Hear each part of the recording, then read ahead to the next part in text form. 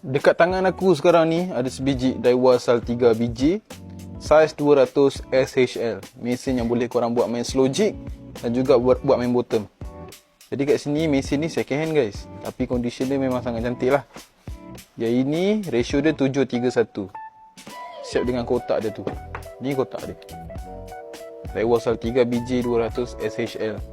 Ini spek dia ratio 7:3:1, berat dia 325 gram. Brake dia 7 kilo. Ball bearing ada 10+1. Dan dekat sini kita ada satu set guys. Sekali dengan rod Yamato Dark Poison tahun 2026. Rod ni memang paling sedap guys. Kalau korang rasa tak nak kumpau, korang pakai rod Yamato ni. Sebab rod Yamato ni, dia punya efektif dia ni 5 kali ganda daripada rod biasa. Sebab kalau korang tengok rod biasa, kebanyakannya dari depan sampai belakang semua kejung guys. Tapi kalau rod Yamato ni, depan dia lembut, belakang dia keras.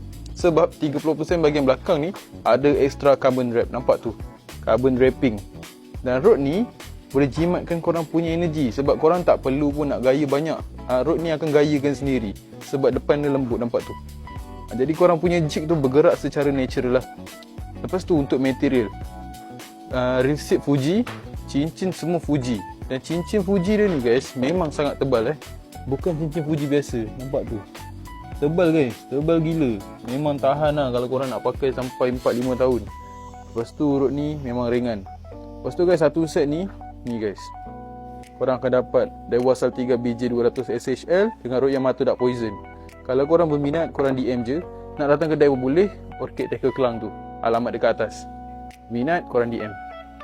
Action rod Yamato Dark Poison 5 kali lebih efektif. Sebab korang punya jig boleh berenang dengan lebih natural kalau rod lembut. Bahagian depan rod ni 70% lembut, bahagian belakang 30% keras. Jadi rod ni sesuai untuk main jigging dan main bottom.